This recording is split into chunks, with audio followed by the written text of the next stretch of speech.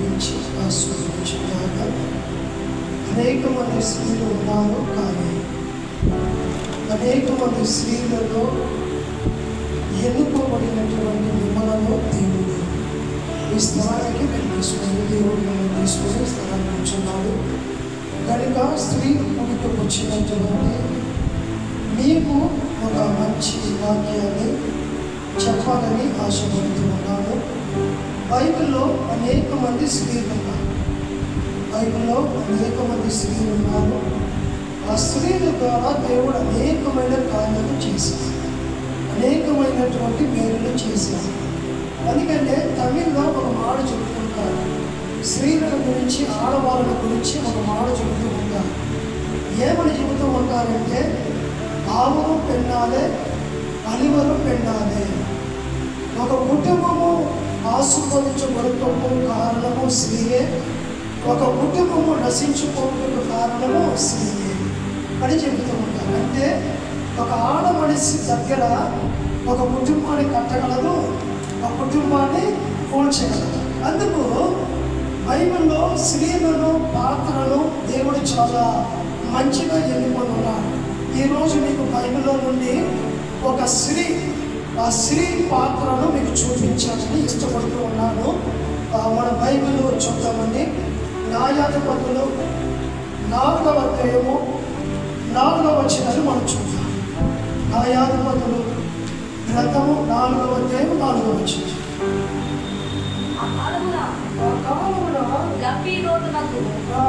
భార్య అయినటువంటి Deborah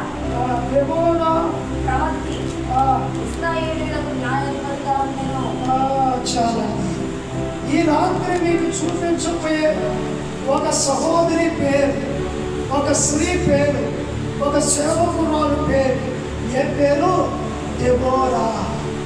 Deborah అనేటువంటి మాటకు అర్థం ఏంటి? తేనె తీగ.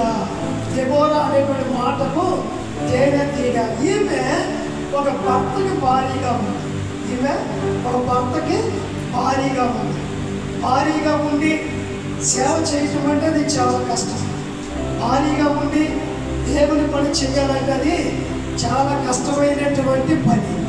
ఎందుకంటే కుటుంబాన్ని చూడాలి, భర్తను చూడాలి, బిడ్డలను చూడాలి, సంఘమును చూడాలి.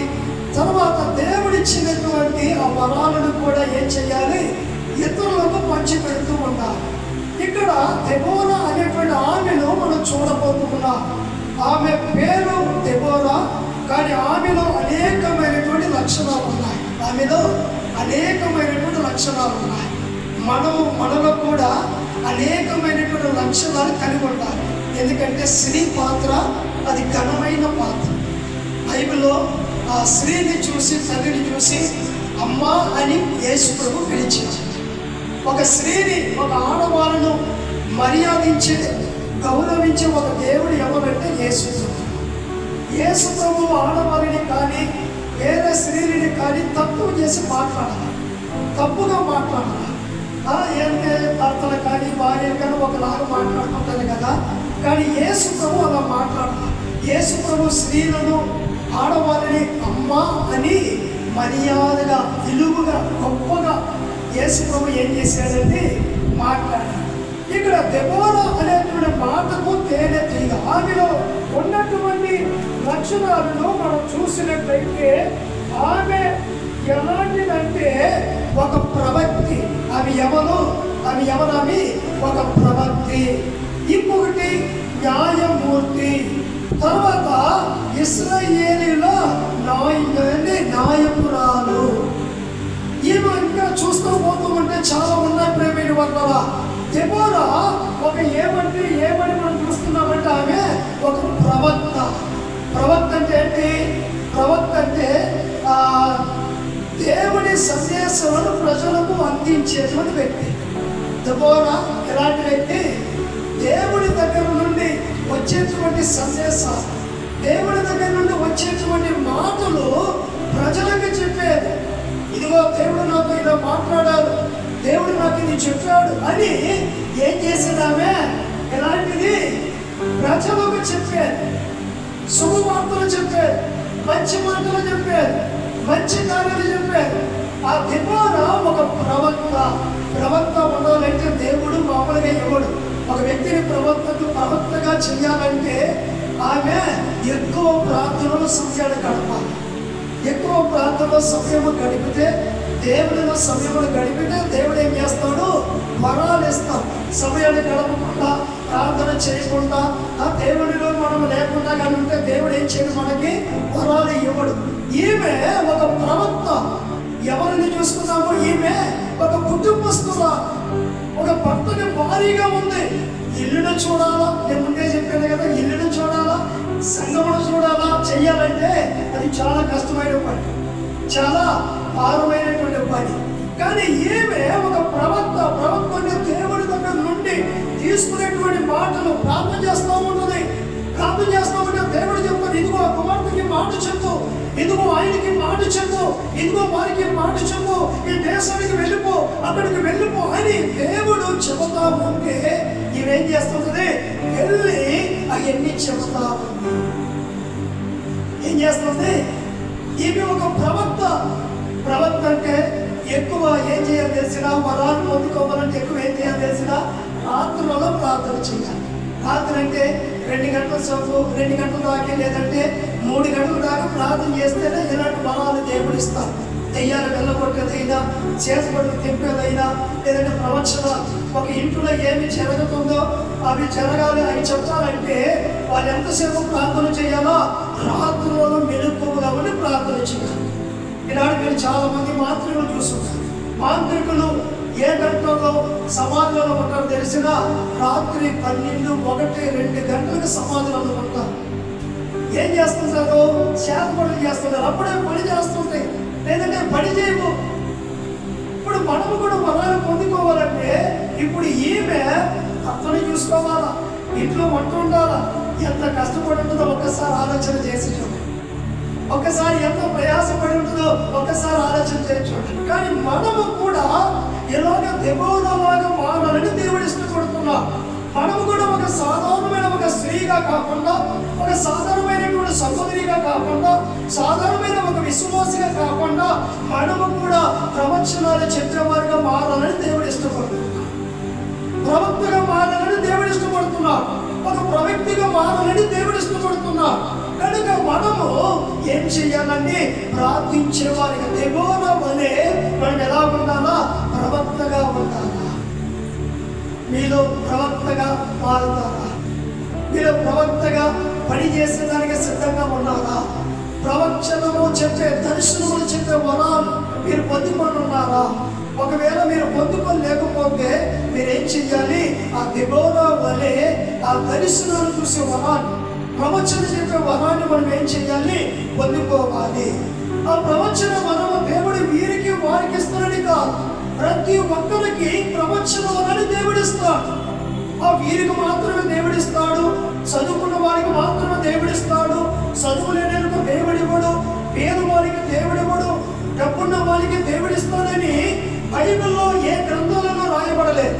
ఎవరైనా సరే, ఎలాంటి వారైనా సరే మోకరించి ప్రభువా అని చెప్పని కనిపెట్టుకొని ఎదురు చూస్తూ ఉంటారు చూడు, వారికి దేవుడు ఏం చేస్తాడండి? ప్రవచనము మాట్లాడేటువంటి వరాలను దేవుడు ఇస్తాడు. గుర్తుంది ప్రవచనాలు కాదు, నువ్వు చెబితే కరెక్ట్గా జరుగుతుంది, నువ్వు ఏది చెబుతావో అది 100% జరిగిపోతుంది. దేవుడు నాకు కూడా కొన్ని వరాలు ఇచ్చాడు. ఆ వరాలు ఇచ్చాడంటే నేను ఓరకనే పొందుకోవాలి. చెన్నైలో ఆ యవనస్తులుగా ఉన్నప్పుడు రాత్రి 12, 1 గంటకి బాగా అభిషేకంలో నిండబడి ప్రార్థించేవారు. మేమంతా ఒక టీంగా ఉండేవారు. మా ఇంటి మొట్టమాడిలో, మా ఇంటి పైన వేడగదిలో మా యొక్క యవనస్తులు అందరూ కూడుకునేవారు. కూడుకొని మేము అక్కడే తిని ఏం చేసేవారు అంటే ఓరకం మాట్లాడుకునే వాళ్ళక, ఆ కథలు ఈ కథలు మాట్లాడుకునే వాళ్ళక. ఏం చేస్తామని బయట నుంచి ఏదైనా టిఫిన్ తెప్పించుకునేది, తినేది.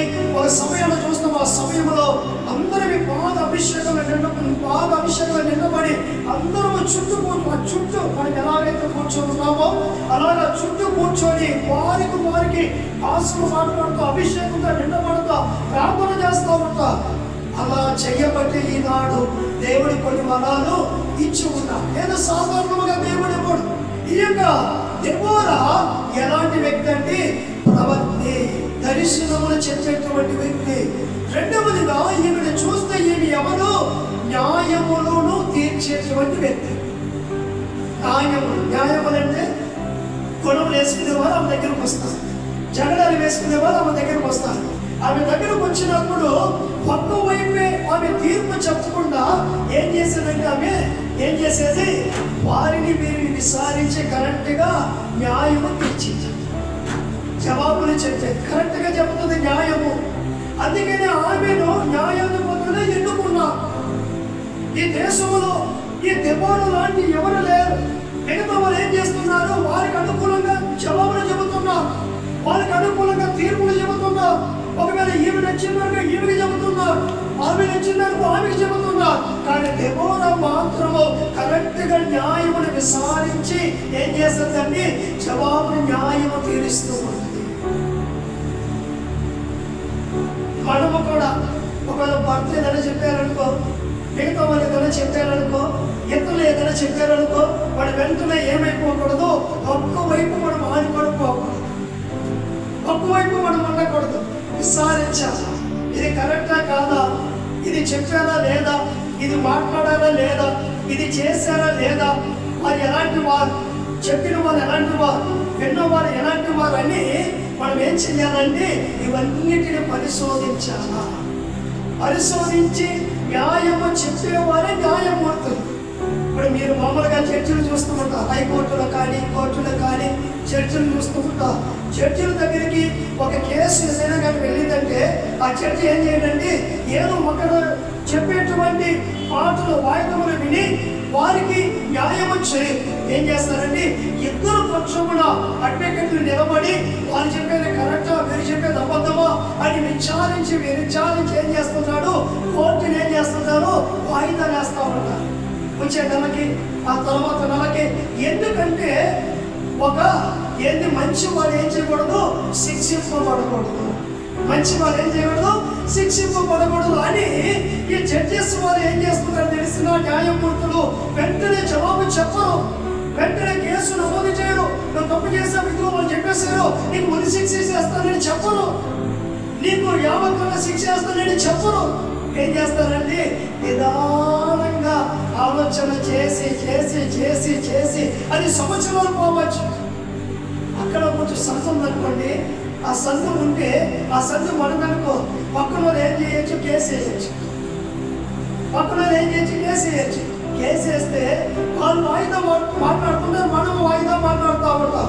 కానీ చర్చి వాళ్ళు కేసు వేసిండ్రని వాళ్ళకి ఎవరు? చర్చి కేసు వేసిండ్రు వాళ్ళకి ఇచ్చేతమని ఎవరు? ఏం చేస్తారంటే మీరు ఎన్ని సంవత్సరాలు ఇక్కడ ఉన్నారు, మీకు స్థలం ఎంత, ఆ సంధి ఎవరికి వస్తుంది, ఆ సంధి ఎప్పటి నుంచి ఉంది, ఎందుకు ఖాళీగా ఉంది, అన్నీ ఏం చేస్తారో విచారిస్తూ ఉంటారు. అన్నిటిని విచారించి ఆ తర్వాత ఒక తీర్పు చేస్తారు. ఏం తీర్పు తెలుస్తారు తెలిసిన? ఈ యొక్క స్థలము వారిదే. నువ్వు తప్పుడు కేసు పెట్టావు, అందుకని నీకు నేనేం చేస్తున్నాను? ఫైన్ వేస్తున్నా. నువ్వు తప్పుడు కేసు పెట్టావు, ఆ సంధి నీది కాదు, ఆ స్థలం నీది కాదు, కానీ ఆ స్థలం నాదని చెప్పని ఇన్ని సంవత్సరాలు నాకు టైం వేస్ట్ చేశావు, ఆ స్థలాన్ని ఆక్రమించి తీసుకోవాలని ప్రయత్నం చేశావు. అందుకని నేను ఏం చేస్తాను? నీకు ఇన్ని లక్షలు కోర్టుకి వాళ్ళ కుటుంబానికి ఏం చేయాలో ఫైన్ కట్టాలి. ఫైన్ కానీ కట్టకపోతే ఏం చేస్తారు? ఆ స్థలం కూడా వేస్తారు. అందుకని ఇక్కడ దెబోరా ఎలాంటిదంటే న్యాయము విచారించేటువంటి ఒక వ్యక్తి. ఈరోజు నీవు నేను ఎలా ఉండాలి? న్యాయమును చేసేటువంటి వ్యక్తిగా ఉండాలి. ఇంట్లో ఇద్దరు కూతురు అనుకో, ఇంట్లో ఇద్దరు కొడుకులు ఉన్నారనుకో, ఒకరు వచ్చేసి చెప్తారు, మమ్మీ కిచెన్ కిచెన్ వెంటనే మనం కర్ర తీసుకొని ఎలా కిచెన్ కొట్టకూడదు, ఎలా కిచ్చావా అంటే బడిలో చాలా జరుగుతుంది. అయ్యండి బడిలో కాలేజీలో చాలా జరుగుతుంది. అందుకని ఆ టీచర్స్ వాళ్ళు ఏం చేయాలి? విచారించాలి.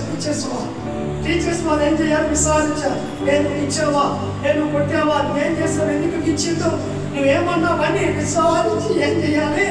వారిని కొట్టాలి. వారి మీద ఏం చేయాలి? క్రమశిక్షణ వారి మీద చెప్పాలి. అందుకని ఈరోజు నీవు నేను ఒకవేళ కొడుకు ముద్దుగా ఉన్నాడు అనుకో, కూతురు వచ్చేసి ఒక సంపడం కొట్టేసి వాడు ఏం చేస్తాడు?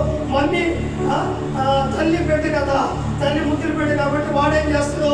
కొట్టకపోయినా కానీ వచ్చేసి వారు కలిసి కొట్టిండు మన్ను అనుకో, వెంటనే తల్లికి కోపం చేస్తా, పట్టువా అని చెప్పాడు, బాధపడతా.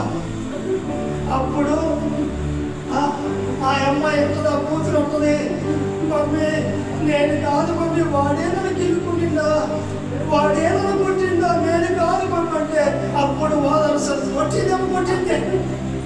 బాధలు మన తిరిగి తీసుకుంటు మా శరమని కొట్టమంట మా తల్లిగా, సరే నన్ను కొట్టి ఇదిగో వినిపిస్తా కొట్టు అని చెప్తావా.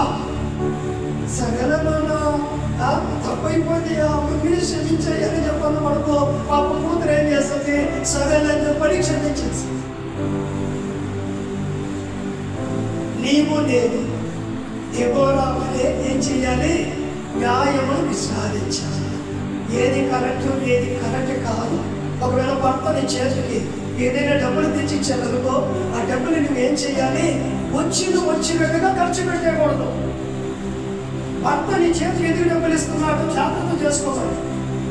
సరే ఏదో వంట వండాలని ఏదో ఉంటాయి కదా, అవి చేయమని నీకు ఇస్తుంది, నువ్వేం చేయకూడదు. 1000 రూపాయలు ఇచ్చేస్తావు, 1000 రూపాయలు డబ్బులు ఖర్చు పెట్టకూడదు.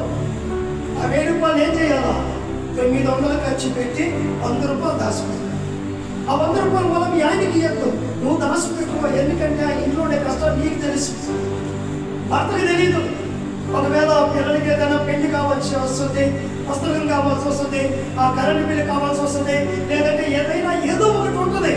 ఒకవేళ ఇంట్లో కారం ఉండదు, ఉప్పు ఉండదు, ఏముండదు. ఇప్పుడు ఆయన అడిగిన మనకు భర్తను, అయ్యా ఇంట్లో ఉప్పు లేదంటే వేదిక మొన్న కనుక 1000 రూపాయలు ఇచ్చినా అంతలోపల అయిపోయిందా, ఏది మా మొన్న కదా 1000 రూపాయలు ఇచ్చింది, ఆ 1000 రూపాయలు అయిపోయిందని అడిగి మళ్ళీ ఇవ్వరు. అందుకని నువ్వేం చెయ్యాలి, జ్ఞానముగా కుటుంబాన్ని నడిపించే ఒక స్త్రీలుగా మనం ఉండాలి. దెబోరా చాలా మంచి కుమార్తె, అందుకనే ఇంకా ఆమెలో చాలా పోస్టింగ్స్ ఉన్నాయి.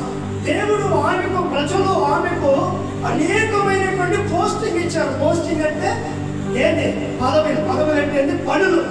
ఈమెయితే కరెక్ట్గా ఉంటుంది, ఈమెయితే కరెక్ట్గా ఉంటుంది అని దేవుడు వారికి ఇచ్చారు. ఈరోజు నీవు నేను ఎలా ఉండాలా, దెబోరా ఉండాలి. దెబోరా మొదటిగా ఎలాంటి వ్యక్తి, ప్రవక్తి. రెండవదిగా ఆమె ఎలాంటిది, న్యాయము చేసేటువంటి వ్యక్తి. మూడవదిగా ఆమె ఒక భార్య, ఒక భర్తకి భార్యగా ఉండి ఇవన్నీ చేయాలంటే చాలా కష్టమైనటువంటి పని. కనుక మీకు కూడా పిల్లల్ని మీరు కూడా ఏం చేస్తున్నారు, ఒక భర్తకి భార్యగా ఉన్నారు, ఒక తల్లికి ఒక బిడ్డలకి తల్లిగా ఉన్నారు, కొడుకుకి తల్లిగా ఉన్నారు, మీరు ఒక అక్కగా ఉన్నారు, అత్తగా ఉన్నారు. కనుక మీ పాత్రని మీరు ఏం చేయకూడదు, పోగొట్టుకోకూడదు. మీరు కూడా ఒక ప్రవక్తగా మారాలి, మీరు కూడా న్యాయమును విచారించే వారిగా మారాలి. ప్రార్థన చేసుకుంటామా?